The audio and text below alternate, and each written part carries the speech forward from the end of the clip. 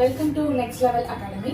So இதில் நம்ம என்ன பார்க்க போகிறோம் அப்படின்னாக்கா ப்ரீவியஸ் இயர் கொஸ்டின் பேப்பர் பார்க்க போகிறோம். அதோட ஃபர்ஸ்ட் கொஸ்டின் இப்போ 280 rupees 3:5 என்ற விகிதத்தில் பிரிக்கணும் அப்படின்னு சொல்லியிருக்காங்க. ஸோ 280 அப்படின்றதா அதோட டோட்டல் வேல்யூ.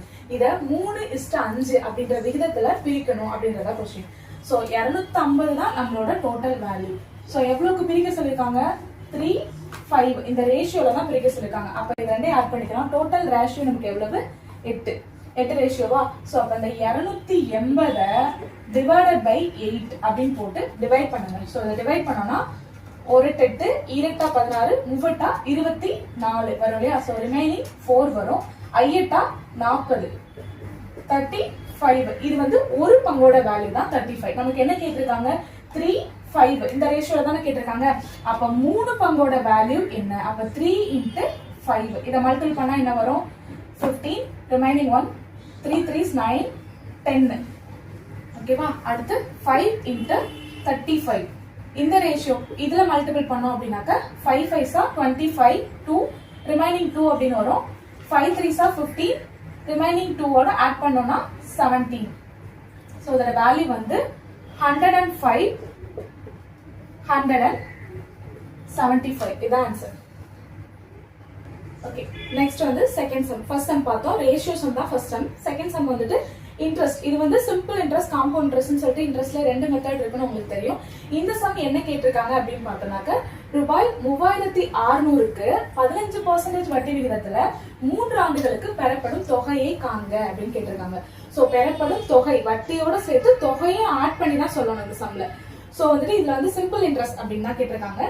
காம்பவுண்ட் இன்ட்ரெஸ்ட் கிடையாது. இந்த சம் வந்து சிம்பிள் இன்ட்ரெஸ்ட் தான். ஃபர்ஸ்ட் எவ்வளவு வந்துட்டு நம்ம கொடுத்துருக்காங்க, அசல் எவ்வளவு இருக்கு அப்படின்னு பார்த்தோம்னா அசல் வந்துட்டு 3600 ரூபாய். எவ்வளவு பர்சன்டேஜ் வட்டி எவ்வளவு கேட்டிருக்காங்க அப்படின்னு பார்த்தோம்னா 15% வட்டி. எவ்வளவு இயர்ஸ்க்கு, இயர் எவ்வளவு கேட்டிருக்காங்க அப்படின்னு பார்த்தோம்னா 3 years. ஸோ ஃபார்முலா வந்துட்டு PN6 divided by 100.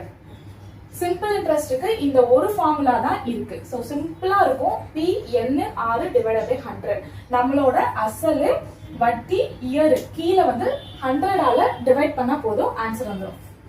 So 3600 into 15 into years divided by 100. So 00 அடிச்சிடலாம். இதை மல்டிபிள் பண்ணா 15 3s பார்க்குறப்போ 15 ரிமைனிங் 1 3 ரிமைனிங் 1 4 5 அப்படின்னு வரும் இந்த இடத்துல. இதுக்கு 36ஓட மல்டிபிள் பண்ணோம் அப்படின்னாக்க ஐயாரா 30 ரிமைனிங் 3 24 27 அப்படின்னு வரும். 15 ரிமைனிங் 1 12 13 அப்படின்னு வரும். 0 2 ரிமைனிங் 1 6. இதோட வட்டி மட்டும் பார்த்தோம் அப்படின்னாக்க 1620 வட்டி மட்டும். சோ இதோட தொகை தான் கேட்டிருக்காங்க. பெறப்படும் தொகையை காண்க அப்படின்னாக்க நம்ம அசலோட ஆட் பண்ணி தான் சொல்லணும். அப்ப 3600 தானே நம்ம கொடுத்த அசல். இது வந்து வட்டி, இது வந்து அசல். சோ ரெண்டையும் ஆட் பண்ணோம் அப்படின்னாக்க 2 6 6 12 ரிமைனிங் 1 5. ஸோ மொத்த தொகை அவங்க எவ்வளவு பெறாங்கன்னா 5220 5220 ரூபாய் தான். சோ இதுல வட்டி மட்டும் கேட்டாங்கன்னா கொஸ்டின்லயே ரொம்ப ட்விஸ்ட் இருக்கும். வட்டி மட்டும் கேட்டாங்க அப்படின்னு பாத்தீங்கன்னா 1620 ரூபாய் தான் வட்டி மட்டும். ஆனா அவங்க என்ன கேட்டிருக்காங்கன்னா பெறப்படும் தொகையை காண்க. தொகை கேட்டாங்கன்னா எப்பவுமே அசலோட ஆட் பண்ணி தான் சொல்லணும். அசல் வந்து என்னது? 3600 ரூபாய். சோ வட்டியையும் அசலையும் ஆட் பண்ணி சொல்றதுதான் பெறப்படும் மொத்த தொகை. ஓகே, இப்போ செகண்ட் சம் பார்த்துட்டோம். இப்போ தேர்ட் சம் வந்து பார்க்க போறோம். தேர்ட் சம்ல என்ன கொடுத்துருக்காங்கன்னா அடுத்த கொஸ்டின் வந்துட்டு LCM and HCF தான் பார்க்க போறோம். ஸோ இதுல நமக்கு என்ன கேட்டிருக்காங்கன்னா 1 divided by 3 5 divided by 6 2 divided by 9 4 divided by 27 அதோட LCM ஓட வேல்யூ கேட்டிருக்காங்க. LCM ஓட வேல்யூ கேட்டிருக்காங்க. ஸோ இதுக்கு முன்னாடி LCMனா உங்களுக்கு என்னன்னு தெரியும், HCFனா என்னன்னு தெரியும். இப்போ நமக்கு கேட்டிருக்காரு LCM. இது வந்து பாக்குறதுக்கு கொஞ்சம் டிஃபிகல்ட்டா இருக்கும், நான் ரொம்ப ஈஸியான சம். ஸோ LCM அப்படின்னு கேட்டிருந்தாங்கன்னா இதோட ஃபார்முலா நல்லா ஞாபகம் வச்சுக்கோங்க. LCM divided by HCF. ஓகேவா? LCM தான் கேட்டிருக்காங்க அப்படின்னாக்க மேல இருக்க வேல்யூக்கு எல்லாத்துக்கும் LCM எடுக்கணும், கீழே இருக்க வேல்யூ எல்லாத்துக்கும் HCF எடுக்கணும். ஸோ ஃபர்ஸ்ட் பார்க்கலாமா? ஸோ மேல இருக்க வேல்யூ என்ன? 1 5 2 4. இதுக்கு என்ன பார்க்க சொல்லியிருக்காங்க, எல்சிஎம் எடுக்க சொல்லியிருக்காங்க. ஸோ எல்சிஎம் என்னது, காமன் ஃபேக்டர் 2ல இருந்து ஆரம்பிக்கலாம். 1 அப்படியே வரும், 5 டிவைட் பண்ண முடியாது. ஸோ 1 டைம்ஸ் போகும், 4 வந்து 2 டைம்ஸ் போகும். ஸோ அகைன் 5 எடுத்துக்கலாம், 1 1 1 2 மட்டும்தான் இருக்கும், 2 எடுத்துக்கலாம். ஸோ 2 இன்ட்டு 5 இன்ட்டு 2 10 10 to 20 அப்படின்னு வரும். இதோட வேல்யூ என்ன, எல்சிஎம் மேல கண்டுபிடிச்சிருக்குது. கீழே HCF எடுக்கிறோம். HCF ஓட வேல்யூ என்ன அப்படின்னாக்கா 3 6 9 27. ஸோ HCF அப்படின்றப்ப காமன் ஃபேக்டர், இது எல்லாத்துக்கும் டிவைட் ஆகிற மாதிரி இருக்கிற ஒரே டேபிள்ஸ் தான் எடுக்கணும். ஸோ இது எல்லாத்துக்கும் டிவைட் ஆகிற மாதிரி இருக்க ஒரே டேபிள் 3 தான்.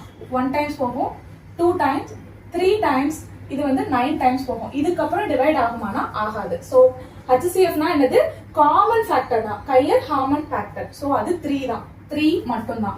ஸோ இதுக்கு ஃபார்முலா என்ன சொன்னோம், எல்சிஎம். எல்சிஎம் என்ன கண்டுபிடிச்சோம், 20. HCF என்ன கண்டுபிடிச்சோம், 3. ஸோ இப்போ ஆன்சர் வந்து என்னன்னாக்க 20 டிவைடட் பை 3. இது பார்க்கறதுக்கு தான் பெரிய சம். இந்த ஃபார்முலா மட்டும் ஞாபகம் வச்சுட்டீங்கன்னா ரொம்பவே ஈஸியா சால்வ் பண்ணலாம். ஃபோர்த் சம் பார்க்கலாம். ஃபோர்த் சம் என்ன கொடுத்திருக்காங்க, ஒரு ஈக்குவேஷன் கொடுத்து இதுல இருக்க எக்ஸோட வேல்யூ என்ன அப்படின்னு கேட்டிருக்காங்க. ஸோ அதோட கொஸ்டின் வந்துட்டு root of 1 plus 25 divided by 144 equal to 1 plus x divided by 12 என்ற சமன்பாட்டின் x இன் மதிப்பு காண்க. இந்த இடத்துல இருக்க x ஓட வேல்யூ கண்டுட்டு இருக்காங்க. அப்ப இந்த ஈக்குவேஷனை சால்வ் பண்ணாதான் உங்களுக்கு இந்த x ஓட வேல்யூவே கண்டுபிடிக்க முடியும். So first left hand side இருக்கதை சால்வ் பண்ணலாம். the root of 1 plus 25 divided by 144. இதை என்ன பண்ணணும், இந்த மாதிரி கொடுத்திருந்தாங்க அப்படின்னாக்கா கலப்பு பின்னமா இருக்கிறத ஃபர்ஸ்ட் தசம பின்னமா மாத்திக்கணும். சோ இதோட இதை மல்டிபிள் பண்ணி இதை வந்துட்டு ஆட் பண்ணணும். சோ 1 into 144 144 தான், பிளஸ் இதோட 25 ஆட் பண்ணோம் அப்படின்னாக்க the root of 169 divided by 144 அப்படின்னு வரும். இதை பார்த்தோன்னே ஈஸியா கெஸ் பண்ணிருப்பீங்க. இது எதோட வந்துட்டு ஸ்கொயர் ரூட் அப்படின்னாக்க 3 ஓடது, 13 ஓடது. 13 into 13 தான் 169. 144ன்றது 12 ஓடது. 12 into 12 அப்படின்றதா 144. அப்ப இந்த இடத்துல என்ன வரும் அப்படின்னாக்க 13 divided by 12 அப்படின்னு வரும். சோ அடுத்து ரைட் ஹேண்ட் சைடுல இருக்குது 1 plus x divided by 12. அதே மாதிரி தான் இதுவுமே கலப்பு பின்னத்துல தான் இருக்கு. சோ இதோட இதை மல்டிபிள் பண்ணி இதை அடிஷன் பண்ணணும். மல்டிபிள் பண்ணா 12 12 plus x அப்படின்றது x தான். 12 plus x divided by 12 அப்படின்னு வரும். சோ ரெண்டை ஈக்குவேட் பண்ணலாம். So first left hand side இருக்குது 13 divided by 12 equal to 12 plus x divided by 12. 12 cancel பண்ணிடலாம். remaining இருக்குது 13 equal to 13 plus x அப்படின்னு. x மட்டும் இந்த சைடு வச்சிடலாம், remaining term இந்த சைடு கொண்டுட்டு வாங்க. 13 minus 12 equal to x. அப்போ x equal to 1. So x ஓட வேல்யூ என்ன அப்படின்னு பார்த்தோம்னா 1. ஓகே, இப்போ 5th sum பார்க்கலாம். இப்போ இந்த மாதிரி ஒரு வேல்யூ கொடுத்து அதோட மதிப்பு என்ன அப்படின்னு கேட்பாங்க. So 1 plus 1 divided by 1 plus 1 divided by 1 plus 1 divided by 9 அப்படின்னு கொடுத்திருக்காங்க. இதுவுமே பார்க்க ரொம்ப ட்ரிக்கியா இருக்கும். சோ ரொம்ப ஈஸியா அப்படி இந்த சம்லாம் சால்வ் பண்ணலாம். சோ ஃபர்ஸ்ட் பார்க்கலாம், how many times 1 கொடுத்திருக்காங்கன்னு பார்க்கணும். 1 1 1 3 டைம்ஸ் கொடுத்திருக்காங்களா? சோ இதுதான் நமக்கு ஃபைனல் வேல்யூவா எடுத்துக்கணும். 1 9 அப்படின்னு எடுத்துக்கணும். எவ்வளோ டைம்ஸ் 1 கொடுத்திருக்காங்களோ அவ்வளோ டைம்ஸ் இதை ஆட் பண்ணி போட போறோம். 9 plus 1 10, 10 plus 9 19, 19 plus 10 29. So 3 times 1 கொடுத்திருக்காங்களா? ஸோ 3 டைம்ஸ் நான் ஆட் பண்ணியிருக்கேன். ஸோ இப்போ இதை என்ன பண்ணணும் அப்படின்னாக்க 29 டிவைடட் பை அதுக்கு முன்னாடி இருக்க நம்பரை கீழே போடணும். ஸோ பகுதியில 29 போடணும், தொகுதியில 19 போடணும். இதுதான் இதோட ஆன்சர். ஓகே, இப்போ 5th sum முடிச்சிட்டோம். 6th sum பார்க்க போறோம். இது என்ன அப்படின்னாக்க ப்ராஃபிட் அண்ட் லாசஸ் தான். இந்த சம் ரீட் பண்ணிடலாம். ஒரு எண்ணின் மதிப்பு முதலில் 20% உயர்த்தப்படுகிறது, பின்னர் 20% குறைக்கப்படுகிறது எனில் அந்த எண்ணில் ஏற்படும் மாற்றம் என்ன? இப்போ ஒரு வேல்யூ, அந்த வேல்யூவோட மதிப்பு வந்து 20% இன்க்ரீஸ் ஆகுது, 20% வந்து இன்க்ரீஸ் ஆகுது, 20% வந்து டிக்ரீஸ் ஆகுது. இந்த கொஸ்டின் மோஸ்ட்லி எல்லா கொஸ்டின்லயுமே இருக்கும். இது பிசி எஸ்ஐ நிறைய ப்ரீவியஸ் கொஸ்டின் ரீசெண்டா நடந்த இப்போ குரூப் 2 கொஸ்டின்ல கூட இந்த கொஸ்டின் இருந்தது. சோ இதுக்கு வேல்யூ என்ன அப்படின்னு பார்த்தோம்னா ரொம்ப ஈஸி. 20% இன்க்ரீஸ் ஆகுது, 20% டிக்ரீஸ் ஆகுதுன்னா எப்பவுமே நல்லா ஞாபகம் வச்சுக்கோங்க, இதே வேல்யூ சேம் வேல்யூ கொடுத்து நம்பர்ஸ் கிடையாதுங்க, சேம் வேல்யூ. இங்க இருக்க வேல்யூ தான் இங்கே இருக்கணும். அப்படி இருந்து இன்க்ரீஸ் டிக்ரீஸ் அப்படின்னாங்கன்னா அந்த வேல்யூ எப்பவுமே டிக்ரீஸ் தான் ஆகும். ஞாபகம் வச்சுக்கோங்க, எப்பவுமே டிக்ரீஸ் தான் அந்த வேல்யூ. அது என்ன பர்சன்டேஜா கூட இருந்துட்டு போதோ அந்த வேல்யூ வந்து டிக்ரீஸ் தான். இதோட ஃபார்முலா என்ன அப்படின்னு பார்த்தோம்னா n ஸ்கொயர் டிவைடட் பை 100. இந்த n அப்படின்றது இந்த பர்சன்டேஜோட வேல்யூ. அப்ப 20 ஸ்கொயர்ட் டிவைடட் பை 100. 20 into 20 அப்படின்றது 400 அப்படின்னு மாறும், டிவைடட் பை 100. ஸோ இது 0 கேன்சல் பண்ணிடலாம். So 4% decrease. இதுல இதுதான் மெயின். இதுவரை எல்லாருமே கண்டுபிடிச்சிருப்பாங்க. ஆனா ஆப்ஷன்ல போய் பார்த்தோம்னா இன்க்ரீஸ் இருக்கும், டிக்ரீஸ் இருக்கும், எந்ததுமே மாறுபடாது அப்படின்னு இருக்கும்.